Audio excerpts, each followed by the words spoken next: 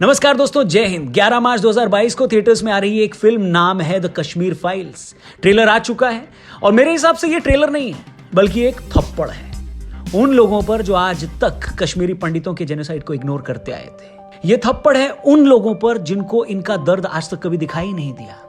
ये थप्पड़ है उन लोगों पर भी जो आजादी के नारे तो लगाते हैं, लेकिन उनको शायद ये नहीं मालूम है कि उन्हीं के देश में कम्युनिटी की आजादी छीन ली गई और उनके बहरे कानों को वो आज तक सुनाई नहीं दिया।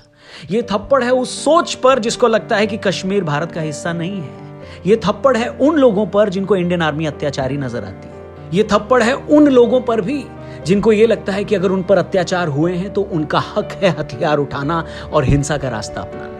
बाकी और भी कई लोग हैं जिनको ये फिल्म एक थप्पड़ की तरह लग सकती है। जब रिलीज होगा तब पता चल जाएगा, लेकिन उससे पहले जान लेते हैं कि ट्रेलर में आखिर है क्या। इस फिल्म का टॉपिक जितना सीरियस है उससे भी ज्यादा सीरियस है उस न्याय को, उस जस्टिस को लेकर कश्मीरी पंडितों का स्ट्रगल।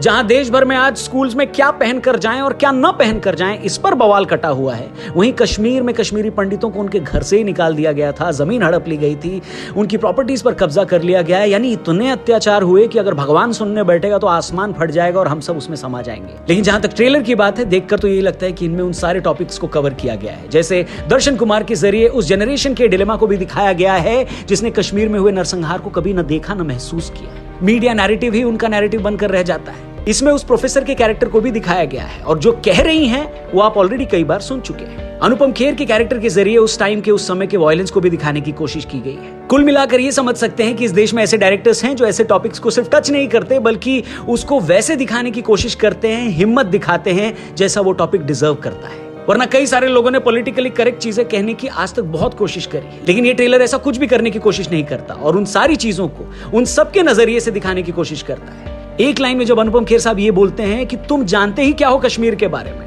तब ये सिर्फ एक डायलॉग भर नहीं है बल्कि उस दर्द को बताता है जो आजाद देश के अंदर ही जी रही एक कम्युनिटी की बेबसी को दिखाता है। कैसे एक तूफान के बाद से उन्होंने खुद को समेटा और दोबारा खड़ा किया, हथियार उठाकर सब कुछ बर्बाद करने नहीं निकल पड़े। ये सारे पॉइंट जैसे इस ट्रेलर में दिखाए गए हैं, ये फिल्म को और ज्यादा इंटरेस्टिंग बनाती है और सच के करीब भी बनाती है। अगर आपने ये ट्रेलर देख लिया है तो आपका सबसे पहला रिएक्शन क्या था, कमेंट करके जरूर बताना। हमारे चैनल को सब्सक्राइब करना, वीडियो भी शेयर करना। थैंक यू, जय हिंद।